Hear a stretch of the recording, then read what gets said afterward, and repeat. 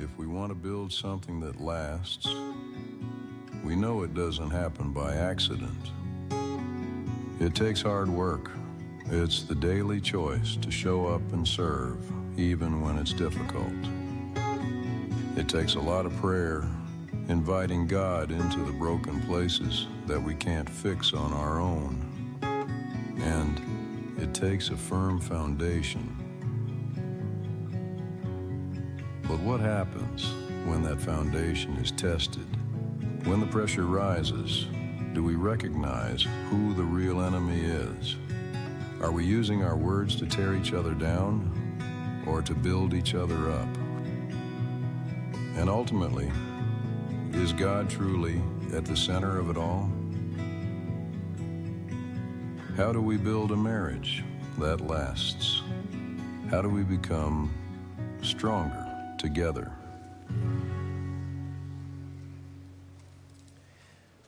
Good morning. Let me ask you a question. How many of you remember Olin Mills? Would you raise your hand if you remember Olin Mills? Watch this. You've never heard of Olin Mills in your life. Would you raise your hand, young people? Raise it so I can see. Okay. You need to ask a senior adult about Olin Mills, but I'll describe it for you. Pretend your entire family just got arrested and they need a group mugshot. That's Olin Mills right there. That was the 80s. We all marched into the basement of our church for that directory picture. You remember that? We did it every year. Then we replaced them in the 90s with glamour shots. Raise your hand if you ever had a glamour shot. Okay. Raise your hand if you regret your glamour shot. Let's go ahead and get that in the air. You know why? Because one day you won't be around to defend yourself and your grandkids are going to be going through your stuff. They're going to find those pictures and going to be like, what was going on with grandma? That was a weird time. But now all the photographers are outdoors. They got a lot of energy. They're very excited people. And this October, my wife and I are going to celebrate 30 years of marriage. But for our 25th wedding anniversary picture, we showed up to this park in Branson, Missouri. Photographer met us at the car, a lot of energy, and said, Amy, I want you to stand right here. Ted, you go back there 30 feet. I want you to sprint up. I want you to grab her, pick her up, spin her around, set her back down. I said, should we stretch first? I didn't come prepared for this. And I'm not an athlete, all right? I lack skill, balance, strength, coordination. But you tell me to do something like that, I was all in. So I sprinted up, I grabbed my wife, and at about the 180 mark, I lost my balance. And for our 25th wedding anniversary picture, I body slammed my wife to the ground with a force and with a passion. And I'm at that age, you don't get up right away after you fall down. You sit there for a second, make sure everything's okay. Photographer comes over and is like, are you guys okay? I'm like, tell me you got that. She did not get that. All of that was for nothing, but this was 2 minutes later. This is the story of our marriage. This isn't fake laughter. This isn't forced laughter. This is what I go for every single day in married life, is what I call my wife's laugh. It's a silent patriotic laugh.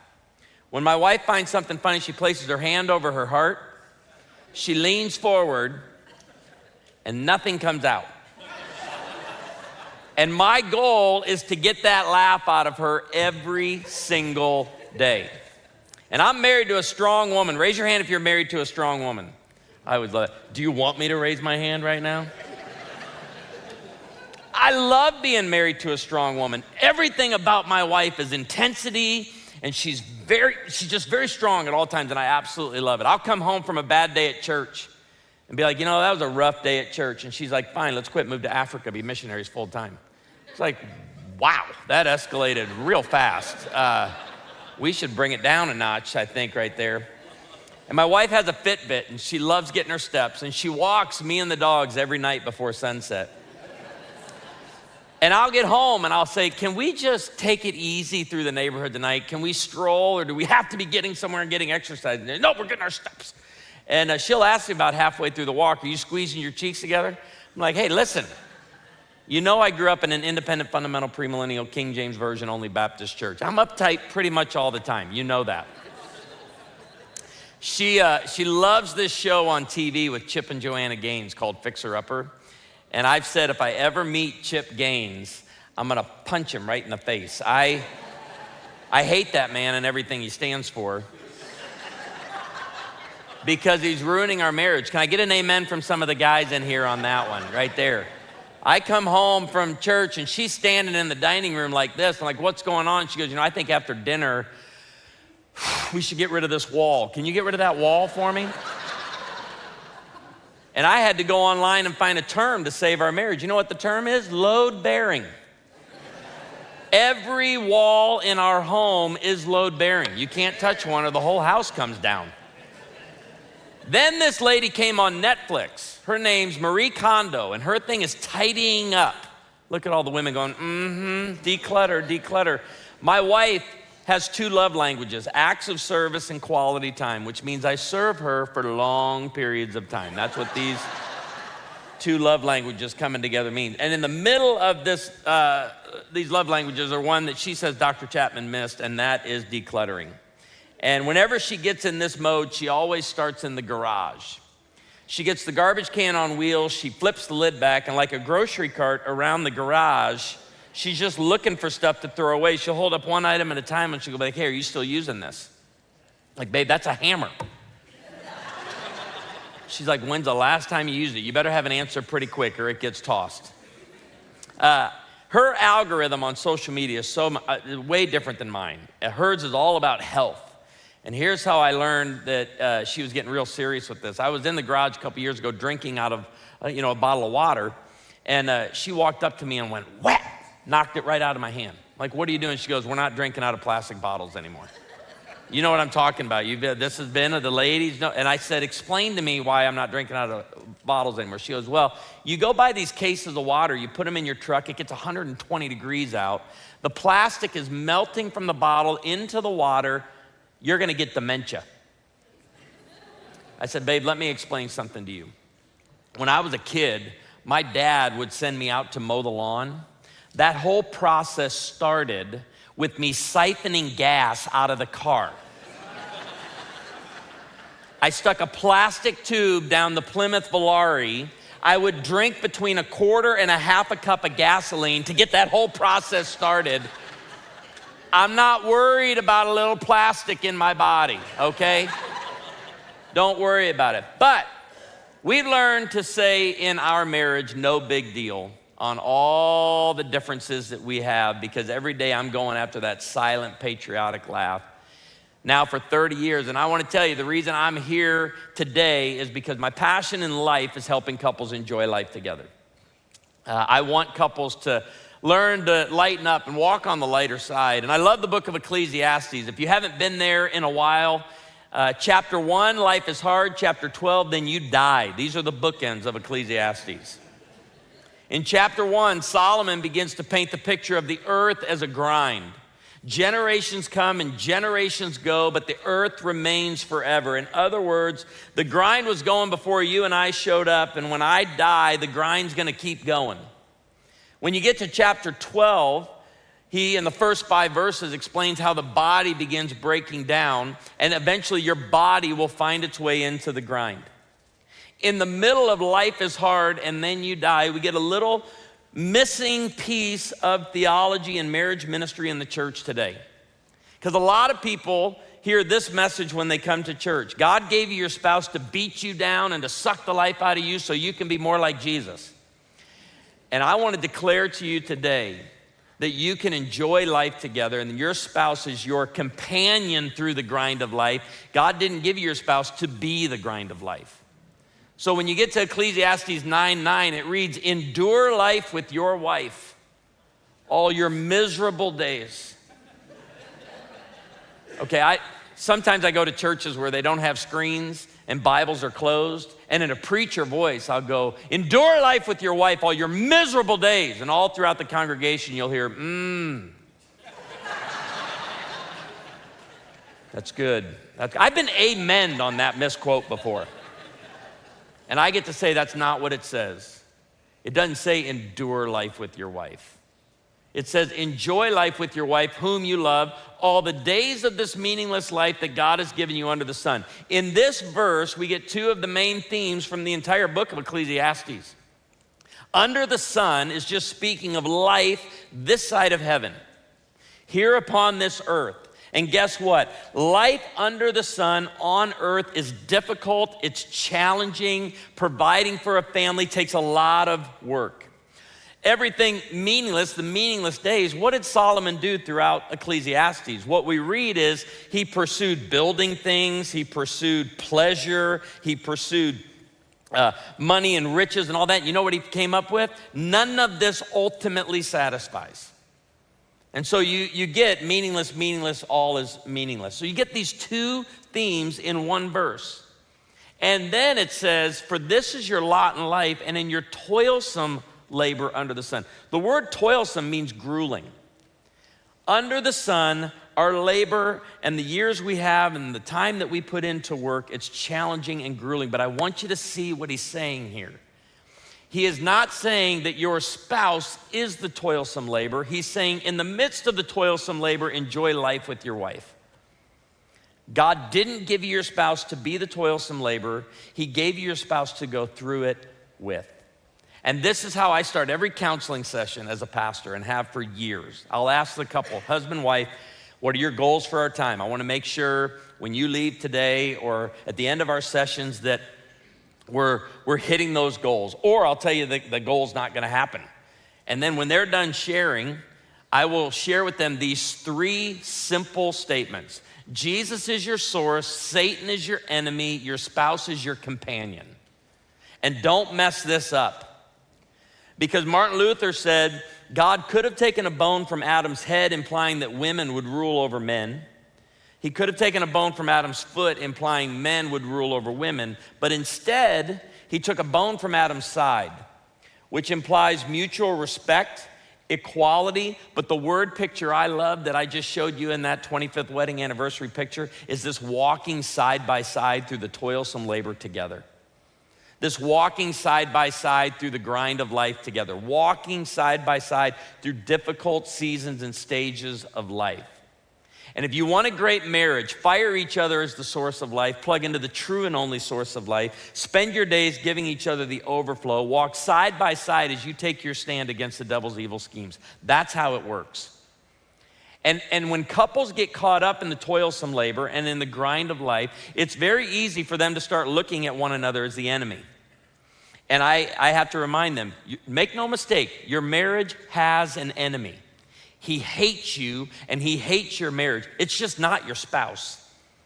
Satan is the enemy. And I want to be this companion. So to experience high levels of marital satisfaction like we're talking about today from Ecclesiastes, never treat your spouse like the source or the enemy. Look to your spouse as that companion. And let me ask, are you grateful for your companion through the toilsome labor today? For the widowers in the room, I hope today as we go through the next few minutes that you look back on your marriage with joy and with gratefulness. I hear it all the time from widows in our church who are like, every time you talk on marriage, Ted, I just go back. I have one friend, her husband's name is Max, who lost him years ago, and she just would constantly tell me, and every story you tell, I think of one similar. That's what I hope today as you're thinking about what it means to be a companion through the grind of life. Here's the key with marital satisfaction and enjoying life together. It's a decision. It's a choice. You're never gonna discover it. You're never gonna stumble into it. You're never gonna find it online. Raise your hand if you met online. I always love to ask this question. Okay, it's a great way to meet. You're being judged by the senior adults right now, but that's okay. They're going, is that legal? Totally legal. And I always love to look at an online couple because I usually get this.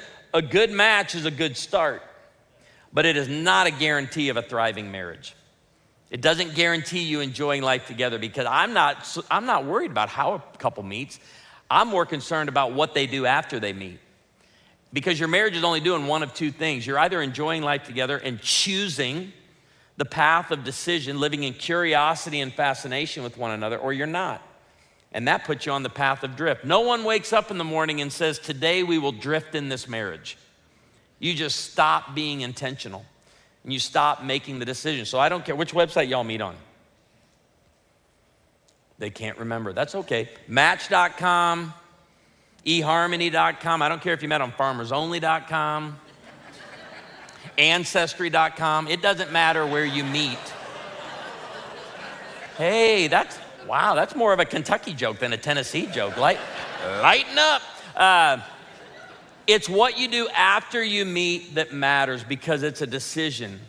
And this enjoying life together is a daily choice that we make. And here's something else about marital satisfaction. Marital satisfaction is based on factors and skills couples can do something about in any season or stage of life.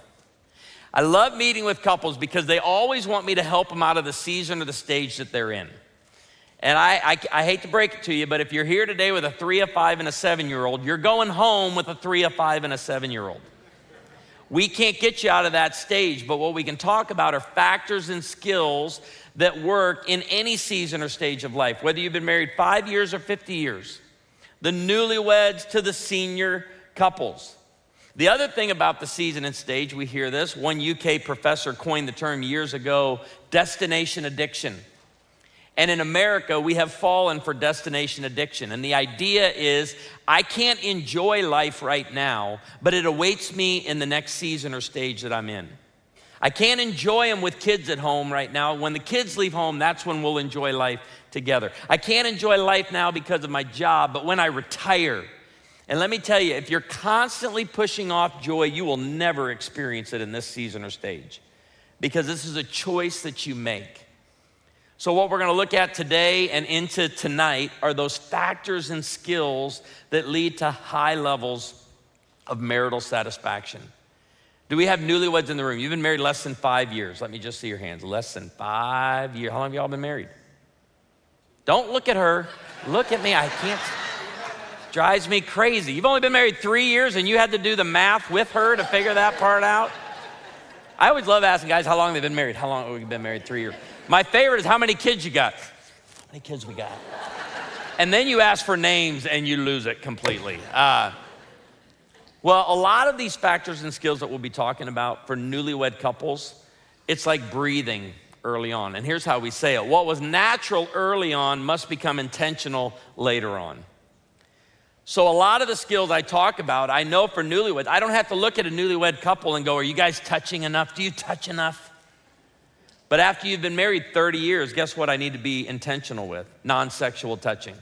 According to research, we know that your wife, guys, she needs 12 non-sexual touches a day, and it's not 1, 2, 3, 4, 5, 6, 7, 8, 9, 10, 11, 12. It's the hair over the ear. It's a hand on the small of the back. It's a hand on the thigh. It's a kiss on the cheek. It's a kiss on the forehead. I don't have to look at a newlywed couple and ask the question, are you guys spending enough time together? That's all they're spending plenty of time together. But after you've been married 30 years or 40 years or 50 years, you have to be intentional with it. I don't know if you remember when you were first dating, but do you remember before you introduced your boyfriend, girlfriend to your parents, you had already talked up that person? You wanted your mom and dad to have a good picture of this person, good thoughts about this person. So you would brag about this person. You would speak words of high value about this person.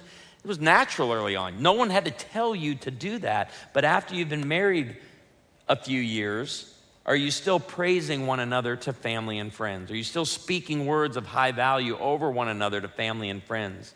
Even the way we think about each other, it's natural early on. We read in the Song of Solomon, the Shulamite woman, right? She said, my thoughts about Solomon are like a sachet of myrrh resting between my breasts. And in that day, that's how they that's how they perfume their body at night. And she's basically saying, I go to bed thinking about him. I wake up thinking about him. I dream about him. And I always picture, remember when you were first dating, fighting over who was gonna hang up first? Does anybody remember that? When's the last time you fought with your spouse over who was gonna hang up first because you wanted to stay on the phone with each other? But when you were first dating, it was like, no, you hang up this phone. I'm not hanging up this phone. You hang up this phone right now. I'm looking at some couples who've been married a while, and I know what you're going, come on, get this going. You're ready to go. What was natural early on, you need to be intentional with later on. And here's the thing. If you'll be intentional with it, it can feel natural again. And I can tell you, at 30 years of marriage, I don't wake up in the morning with the thought, well, I gotta work on this marriage today. I gotta really put my time in. No, I get up going, I'm just gonna be intentional.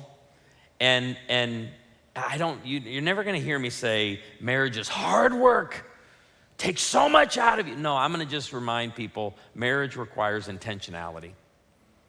We need to be intentional. This was my mentor, Dr. Smalley's passion in life, was helping couples take everything irritating, frustrating, and annoying about the grind of life, about the toilsome labor under the sun, and finding a way to have fun with it. And Gary started the church with us in Branson 24 years ago. He's a founding elder, and Amy and I met with Gary and Norma every week for lunch. And Gary loved to give assignments. He was always given assignments. And one lunch at the Fish House in Branson, he said, I want you guys to take something that's been just one thing bugging you lately, irritating you lately. I want you to find a way to have fun with it, and then come back next week to lunch and report on it. And I've already told you, I'm married to a strong woman. I get in the car and Amy looks at me and she goes, okay, marriage boy, we're gonna do this. She goes, I want you to tell me something bugging you right now, and I will let you know it will never bug us again. We are gonna have fun with it. And I had something fresh. And I looked at her, I said, babe, there's not a lot of adventure left for men in the world anymore. So would you please let me find my own parking space? Would you let me do that all by myself? I wanna provide this for my family. And Amy said, game on.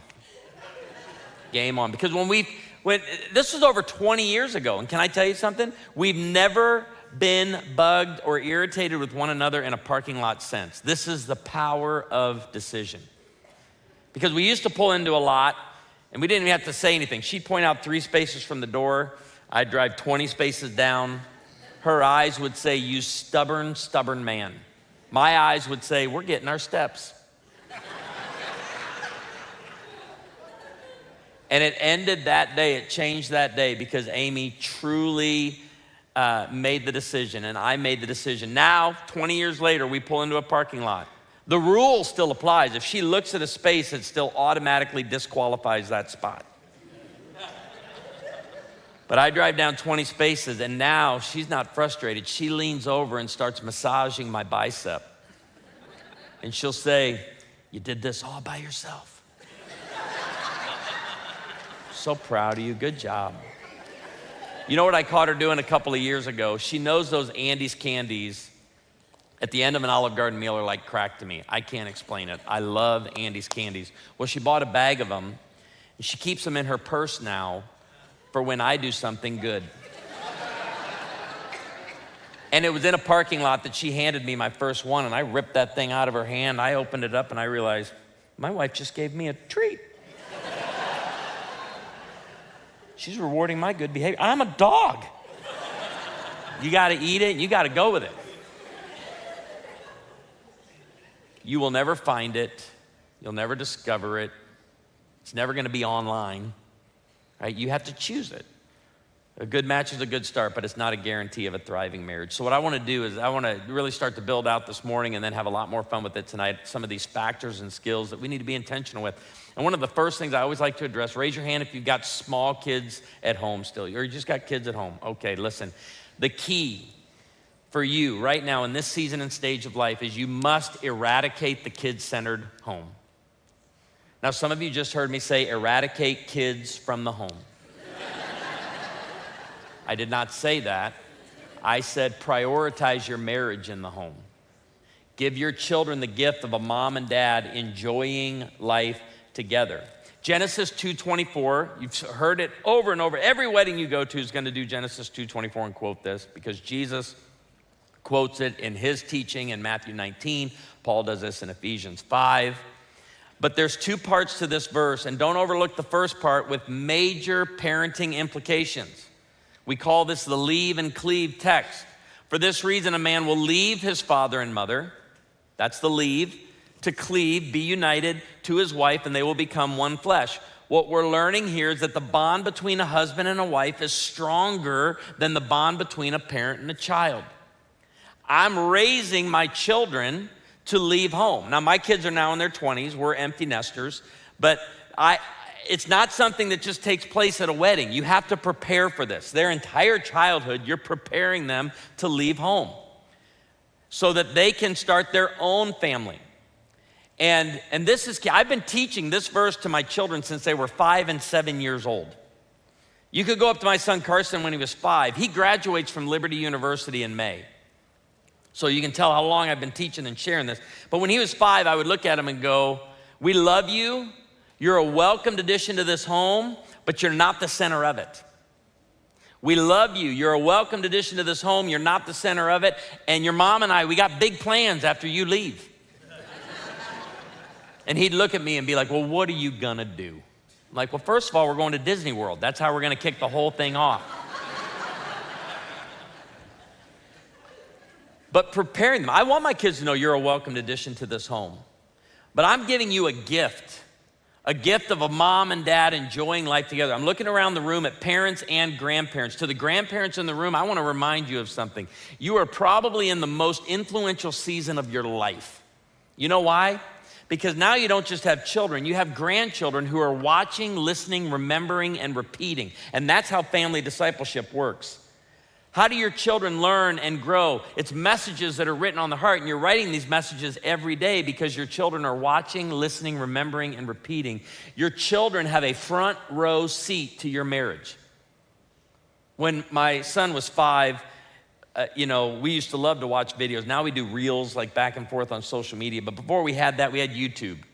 And his favorite clip on YouTube when he was 5, and he got it, was the German Coast Guard. If you get time tonight or this afternoon, just type in youtube.com German Coast Guard. Guys being trained day 1 on the German Coast Guard when a mayday comes in.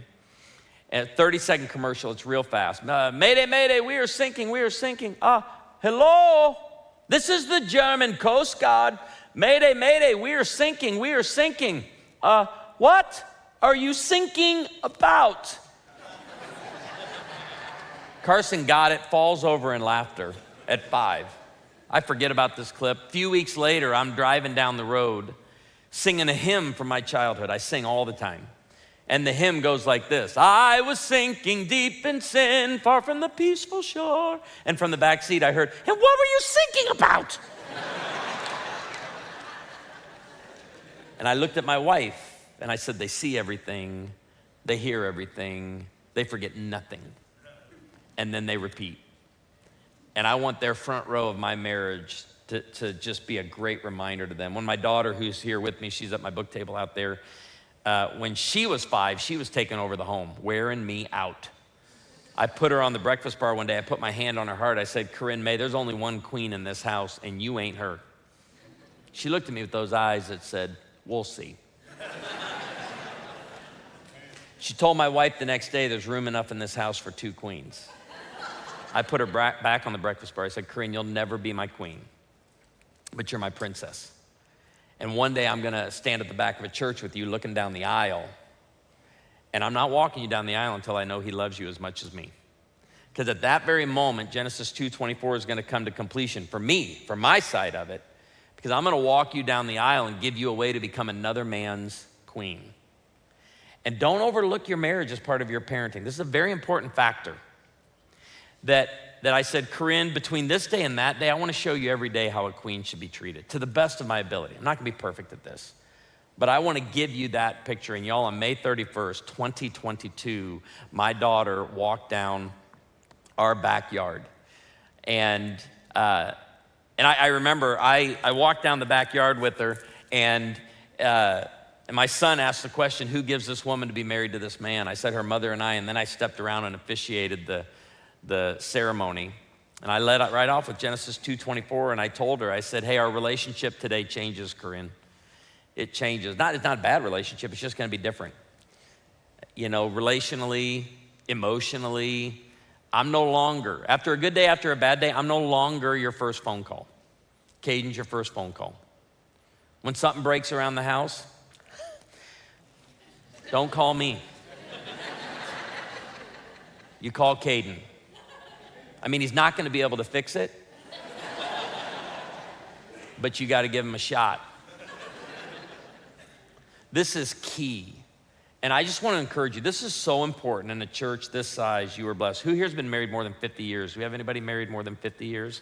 I've been watching this couple right here. She raised her hand, he didn't. He doesn't wanna do the math. How long have y'all been married? 67 years. Wow. Okay. Look, I've enjoyed watching you, sir.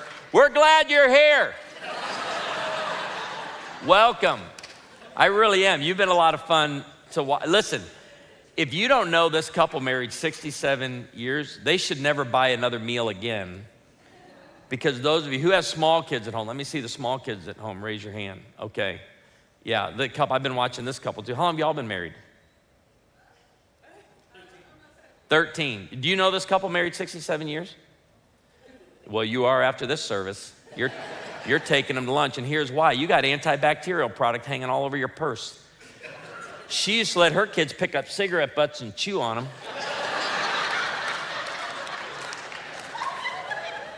And her kids are fine. Are these some of your kids sitting next to you? I'm just kind of curious. How many kids y'all have? Two children. You got, okay, they're all here. Listen, and you, sir, go talk to him because he used to let his kids sleep in the back window of the car on long trips. Now you strap them in like you're launching them to outer space. They used to put their kids in a playpen with only one toy, all of them together. It's where we got the idea for cage fighting. It's truly where that came from. Their kids messed up. They took the kids outside of the playpen. They turned the playpen upside down and put it on top of them. And their kids are all fine. Those are good days. My dad taught us, my brother and I, that the bell on the ice cream truck meant they were out of ice cream. I'm just saying, that's a good dad. That's a dad preparing his children for life in the real world. Here's why I encourage that. This is what we say in Branson, Missouri. We live in the live country music capital of the world. And so this works for us. We say every marriage is a duet in need of great backup singers. And I want you young married folks in here to find yourself an older couple. Find a widow, find a widower. Take them out to lunch. Where do we get the idea of duet backup singers? Well, in the Song of Solomon, the 8-chapter book in the Old Testament, it's this duet between Solomon and the Shulamite woman. And chapters 1 and 2, they're dating or courting. Chapter 3, they get married. Chapter 4, they're on the honeymoon. Chapters 5 through 8, they're building out faithfulness and commitment in the marriage. But the daughters of Jerusalem, they're the backup singers. They're the backup singers who come in and say this. The first time we read, every time you read the daughters of Jerusalem in this book, they are advocating for the marriage. They are helping the marriage. And here's the first time we read them, chapter 1, verse 4. They say this of Solomon and the Shulamites' young, budding love. We rejoice and delight in you. We will praise your love more than sparkling cider. I always clean that up at the Baptist churches. And my question for you in your marriage right now, who is rejoicing, delighting, and praising your love? Because I work with couples all the time who have horrible backup singers. Backup singers that help them doubt. And I meet with couples who, I'm like, they start to struggle. They find the most jaded family members they can to help them. And you know how Dave Ramsey says, stop going to your broke friends for financial advice? Yeah, stop going to your jaded friends for marriage advice.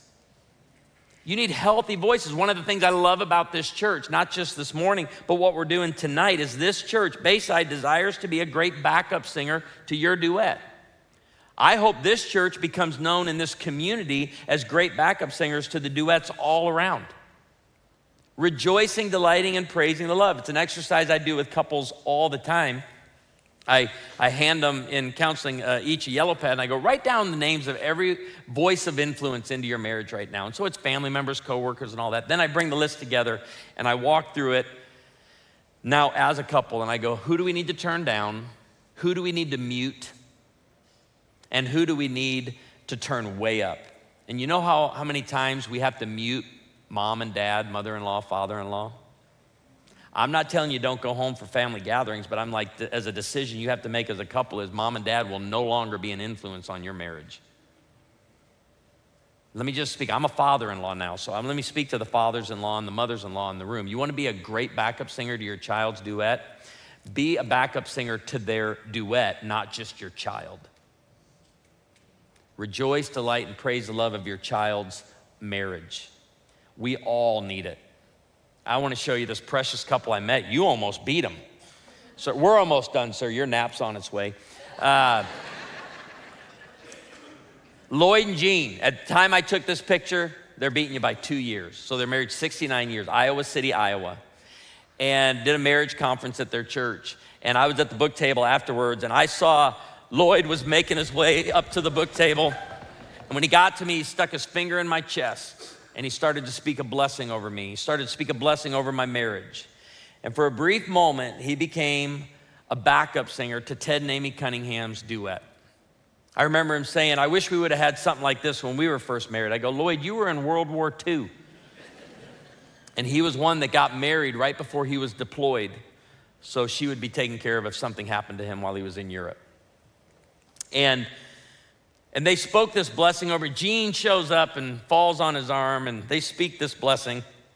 I called back to the church every year and followed them to 73 years of marriage. When they were done blessing us, rejoicing, delighting, and praising our marriage, Jean reached in her purse and grabbed 2 identical collapsible canes and handed one of them to Lloyd. And both of them, like Indiana Jones, went like that. And I watched them walk out to the parking lot. And I called my wife and I said, we need 2 canes and 2 of them rockers from Cracker Barrel. Because we are in this. We used to say at our church, for better, for worse, for richer, for poorer, in sickness and in health, till death do us part. We got rid of the line, till death do us part, and we replaced it with, until the Lord returns or calls one of us home. And I hope that's true in the commitment you're making in your marriage today. I'll end with the words of theologian Kenny Chesney, who said, don't blink. Because just like that, you're 6 years old, you take a nap, you wake up and you're 25 and your high school sweetheart becomes your wife. Don't blink. Because you might miss your babies growing like mine did, turning into moms and dads. The next thing you know, your better half of 50 years is there in bed and you're praying God takes you instead. Trust me, friends, 100 years goes faster than you think. Would you pray with me?